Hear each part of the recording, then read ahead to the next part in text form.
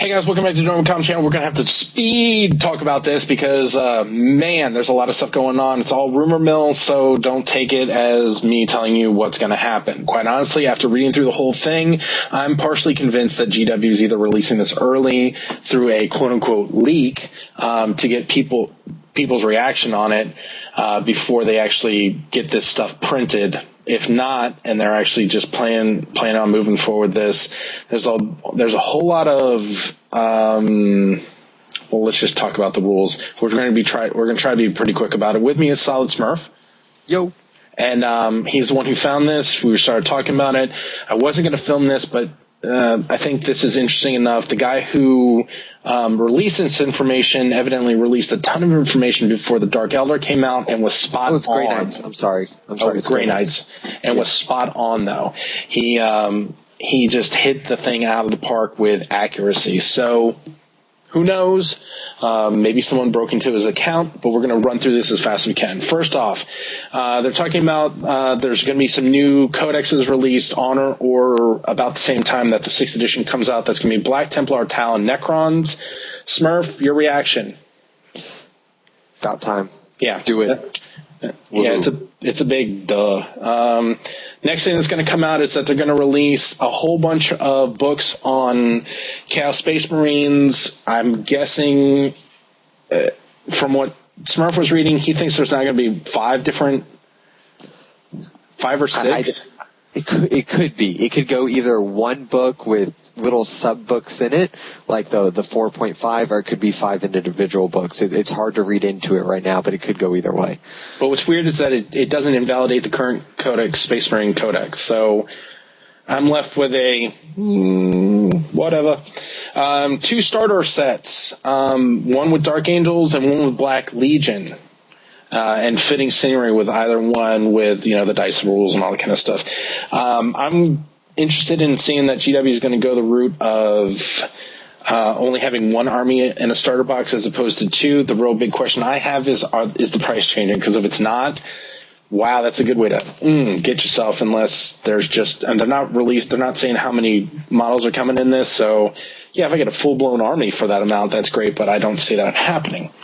They'll probably end up giving you a whole bunch of Assault Marines for your Dark Angels, and they'll probably do a whole bunch of Chaos Spawn for the Black Legion. The most worthless units ever. Literally. So 6th edition evidently is going to be just a big thing of that it's been play tested by veteran play testers in order to develop it as a more streamlined and balanced rule set. Here's a hint, GW, knock, knock, knock. Here's opportunity knocking on you. The issue is not with your main rule set. It's with your codexes and the asymptotic level of escalation that you have there. So it's great that you got veteran playtesters, but you had them playtest the wrong thing. All right. Okay. They're evidently shifting the main rule set to be more heroic based. They want the main rule book to have all kinds of focus on fluff and stuff, which is just them going, we know that we could balance everything, but we're not going to do that. Instead, let me tell you about the 15th chapter of the Ultramarines who left Ultramar 2 days before the whatever happened. And who's going to care? Maybe some fluff people, but the people who play the game and who actually want the game to succeed are going to be let down once again by not having a baseline of the codexes put in the book. Or a cheaper book. Either one of those would be fine. Cut the fat and make it cheap. Yes. All right, so let's talk about the big rule changes. And Smurf, I'm sorry if I'm stepping on you. I'm just trying to rush through this a little bit. Fine. Okay, so they're talking about the similar ballistic to hit chart as wound chart. So you compare your ballistic skill to the target's speed and the unit type.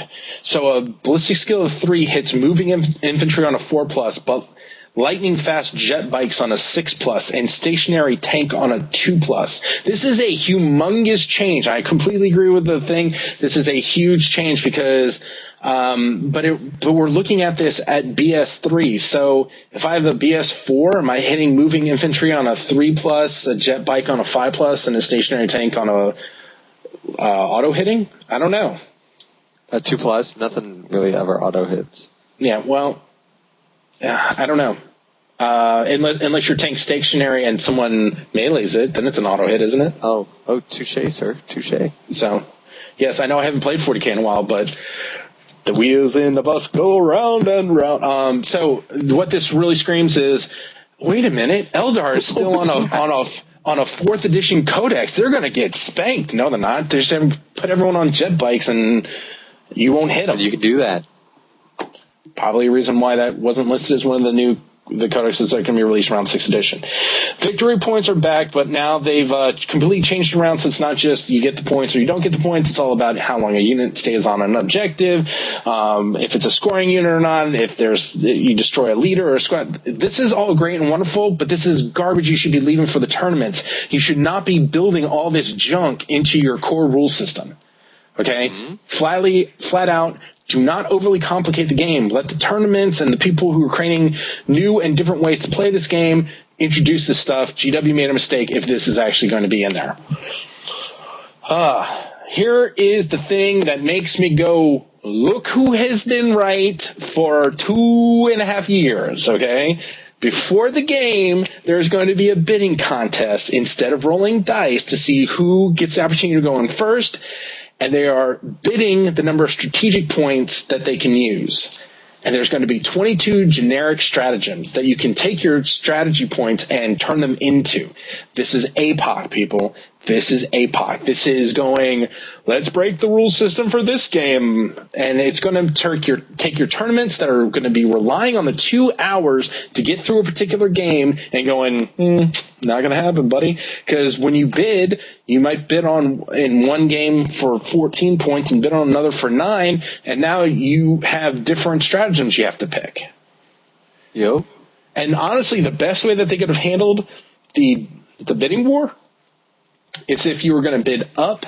So let's say if I'm playing Smurf and I say I'm going to bid 15 stratagems and Smurf bids 9, I get to go first, but Smurf gets 15 and I get 9 stratagems. I'm sure they're not going to do that. They're going to do it reverse, where it's going to be the lowest number who goes first. What do you do with ties? I never thought about that. You have a very well made point, sir. Okay, so dice off for it. Well, but as we will see down below in this thing, it says there's no dice rolling for turns. Dice rolls, no. we throw them in that general direction. So some examples of these stratagems you can get is to decide that there's night fighting rules or not. Well, this is great because most people who are playing games basically ignored Dawn of War's night fighting rules and just was like, well, I'm stuck with having 2 units of, 1 leader and 2 troop choices, 1 HQ and 2 troop choices, but the whole night fighting rules were somehow forgotten by everyone or a vast majority of people. So they probably said, no, why stick it in the main rule system? We'll just make this a stratagem and call it a day. But again, 6th edition equals a slightly scaled down Apoc / Planet Strike. I made this prediction forever and a day ago. Yeah. Okay. So, here's another thing. We were always talking, one of the things that Tony talked about was the Inlua phase. Well, now there's no longer, move, shoot, assault. You now have prepare, movement, assault, shooting, consolidate. That means I assault before I shoot.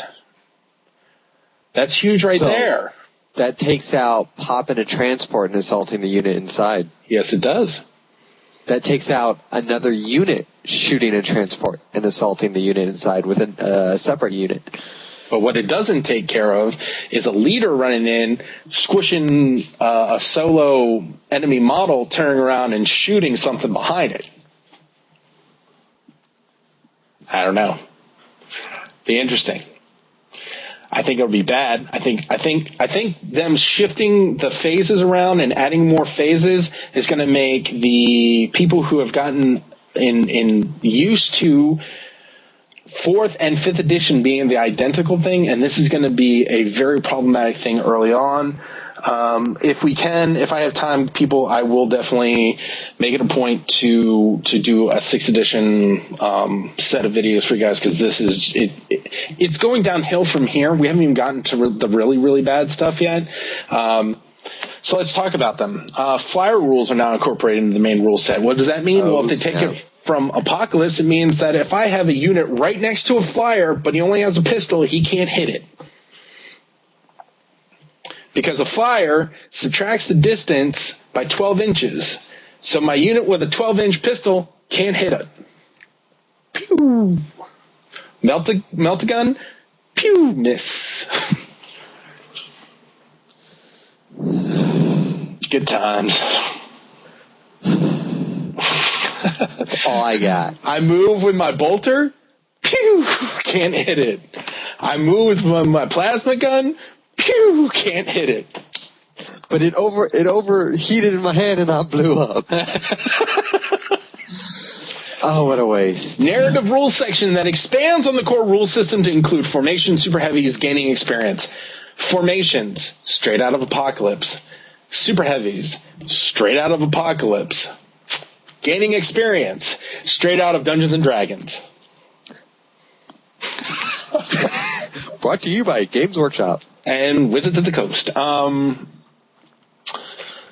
Modular rules that can be easily expanded by narrative rules are another expansion set of heroic characters. What this means is that independent characters are more powerful, armor save and invulnerable saves at the same time. I think what they're trying to say here is that if I'm an independent character now, I might get both my armor and my invul. If I'm sitting in force and I'm being fired on, I might get 3 saves.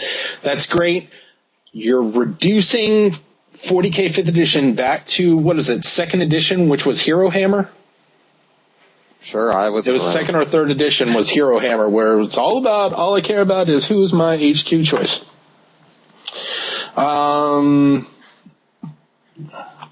Okay, we're going to talk about something that I actually think is great change for them, and that is that standard coverage should be 5+ instead of the generic 4+ everywhere, and that Feel No Pain should only be on a 5+. Oh, but wait. Now we have 3 different kinds of Feel No Pain. One that gives you 5+, 4+, 3+, depending on the number in there. So Feel No Pain 1 is a 5+, Feel No Pain 2 is a 4+, Feel No Pain 3 is a 3+. I just think you're adding complexity where it don't need to be. Especially now. Get out of here. Especially now. Okay, so who are your Feel No Pain people? They're going to be your Necrons, right? And your Nurgles, right? Outside of those, I mean, those are the people that are going to have it the most.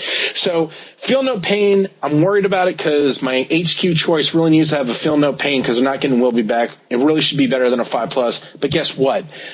Based on what we just talked about, independent characters already get armor and invul saves. I love and now a Feel No Pain roll. What? I love hearing you rant. It's so good. Well, it's just kind of like, come on, like people. it is. It's, you know what it is? It's that, and I've said this before. You take your average person, and the more excited you get about your codex change, the more broken POS it is. I'm sorry. It's a reality. Truth. The more you're like, yeah, I see some benefit and some loss, that's a good codex change. Period. That's how you keep a level playing field, as only one codex gets updated per every 2 to 3 months. As soon as you go, oh, I can't believe this is fantastic. Black Templar, they take librarians and Devastator squads down because they rewrote the fluff. And our librarians are more powerful than any Grey Knight librarian because we never believed in it to begin with. Psychic powers were a big aboard the witch. You know what? We'll become the witch, and we'll be better than the witch. And, yeah. In fact, we don't even have to roll a psychic test. I take that, Eldar. Making me roll 3 dice. I don't roll any. You know, it's once you get to the point where things are like you're super excited about it. I can't believe, holy cow, you know, on a 1+ on a dice roll I hit, which means you don't have to roll, people. I'm just saying. Okay, I'm stepping down off my soapbox. We're going to talk about more. So there's no more random movement at all, which means that terrain will have some sort of standardizing effect, either subtracting movement or having it or doing something. It's not going to be based on rolling random dice, which is, I don't know how I feel about that. Because it won't affect flyers. Will they have to move 36 inches? They do in Apocalypse. They're playing on a 4x4 table. They'll crash and burn at the end of turn 1. Yeah. What I don't see in here is a change of table size from 4x6 to anything, which I think is interesting. I really kind of expected it to grow a little bit. Whatever. They talk about wound allocation like 4th edition on a unit basis, but attacker can choose every 5th wound to go to a single model. I think this is going to completely hose mixed armored units like the Black Templar, like orcs with their knobs connecting with orc boys. I think mixed armored units are going to be significantly hurt by this, and I don't know why they're going back. 5th edition did wound allocation correctly. I know a lot of people complained about, well, I don't like the fact that, if I have 5 guys taking wounds and 2 of them were plasma guns with no armor saves and the rest were just standard bolters, so you could assign both plasma and pistol shots to the same guy. But you know what? That's war. Get over it. Okay, let's talk about some more. There's no more difference between leadership tests and morale tests. Did anyone really know that anyways? No. And here, again, Apoc rears its ugly head. More elaborate reserve rules. You can now nominate turn of arrival, and there's only a small chance that they can come in earlier or later. You can intervene behind enemy lines, arise randomly, but can hinder enemy reserves. Must be distributed evenly between turn 2 and 3. Later arrivals only show up randomly. This is an Apoc thing. If they must be divided, into turns 2 and 3, that's Apoc. Apoc was all about, you have your people you start with and everything else has to come in turns 2 and 3.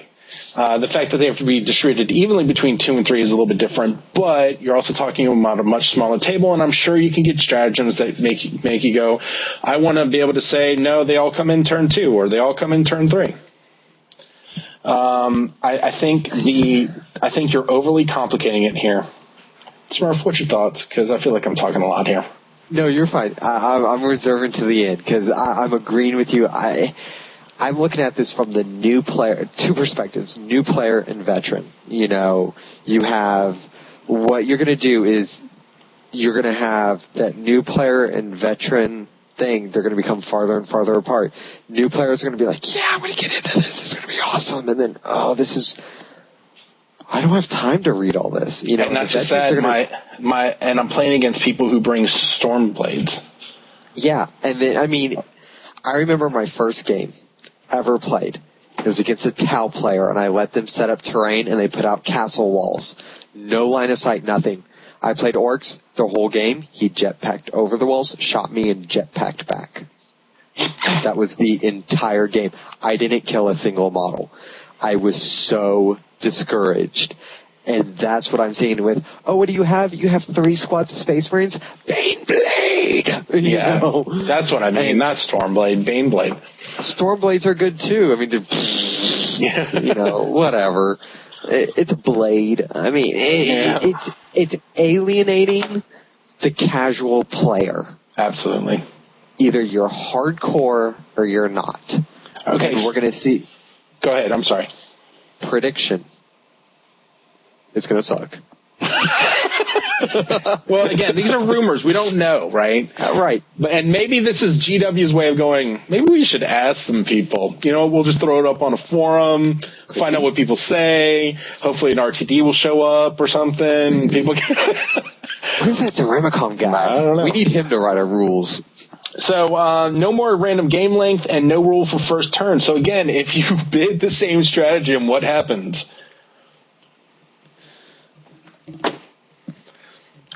This should be the time I say, I don't know. I don't know. It's just so... Okay, so deep striking units. If you deep strike more than 18 inches away from an enemy, you don't scatter, but the closer you land and if you get in within 6 inches, it's far more dangerous. What if I'm what if I'm in a drop pod? More dangerous? Really? Are drop pods useful at all? Why am I paying points for them? I don't know. Now, drop pods, when they come in, they can crush enemy units. Flat. Oh, more dangerous for them. That's fantastic. Yes. That's fantastic. Movement and pairing effects from pinning weapons, even if morale check is passed. And Fearless is not immune to this, but only affected if rolled over full leadership. So that means the Fearless aren't immune to pinning tests. But I thought leadership and morale tests are the same thing now. These are a rumor. Well, I'm sure that the rule writers are like, we missed that one. Our bad. Oh no. And now more reactions to shooting than just going to ground. Depending on unit type, special rules. Bikes can evade to get a 3+ cover, same as before, but then cannot assault or shoot the next turn. Jump troopers can fly high. Units with stealth can attempt to vanish. Whoa, jump high. I wonder if that's like... They start rolling doobies. Skyleap for Eldar. They can be like, peace, and they can jump off the board. No, I'm sure. Well, I don't know how they're going to do it, but I could think again. You're already going to have to buy all these extra tokens to start identifying which vehicle has gone certain speeds and which unit has gone certain movements, so you can figure out what you have to roll to hit them. So why not have another token that says they're jumping high? They stay right there, but they just go. But they do a Superman. She's so high, high above me. It's so lovely. Okay, I'm done. And when they do jump high, can flyers still hit them? Or can they hit flyers? Yeah. If I have a flyer and the base of the flyer does not cover the entire flyer model, right? And I have an assault troop directly underneath them that are shot and they decide to jump high, can they? Or the assault marines like flying by with a melta? I mean, let's see if I can get something to be like. Sir, what's that in your viewfinder? It's nothing. Wait, it's a space marine. He has a melta. Oh, it's lovely. Good games, guys. Of course. I think if they decide to go this way, they're going the wrong direction. You cannot overcomplicate your rules like this. Well, what it screams to me is that you're almost looking at War Machine and you go, well, in War Machine, they have all these counters, right? That's another product we could sell to all these people who already have armies, right? So let's make a rule set so that people have to buy counters for the game. So that'd be great. But here's the problem, people. In a really, really large game of War Machine, I might have 40 models in a really, really large 40K game. I played that Crix army, and I had 20 models. Yeah. And that was a horde list. That was a lot of dudes. You know, and then in 40K, if I'm playing 2,000 points and I'm playing IG, I might have... I'm having a hard time thinking about this because you got those guys that are worth like 4 points or something? I fit 115 orcs into a 1,000-point list. Yeah. I'm worried that if you're really having to keep track of each unit in a 40K game to this level, and you're going to have to, in order to just keep it in your mind how fast they've gone the turn before, that you're going to slow the game down to the point that a 1,500-point game, you know, Smurf and I probably in 5th edition rules could play a 1,500-point game. I would say even 5 minutes. Even if we were like not trying to go fast, okay, if we were kicking back, chilling and talking, having a good time, weren't rushing it. I'd say easily 50 minutes. Easily. 15? No, 50. Oh, I was like, we did 1,010 and it was like, No. I'm saying 50 minutes. I think we could easily, 45 minutes to 50? Yeah, definitely. But now with these rules, if what we're seeing is fact, I would say we'd be hard pressed to play in under 2.5 hours. Even after we learned what all these rules meant. And the first couple times when we're having to go through all this and going, I can't remember, what is Fill No Pain 2 again? You know? Does that mean you take the save instead of me? I think we did both do, but I didn't shoot at you. Oh, that's a good point. You know? And this, we skipped some of the things on here. We're going to, like I said, there's going to be a link down below if you're interested in seeing this post. A lot of people have already said they think that this rumor is complete garbage. Some people think it's real. The guy has a pretty good track record.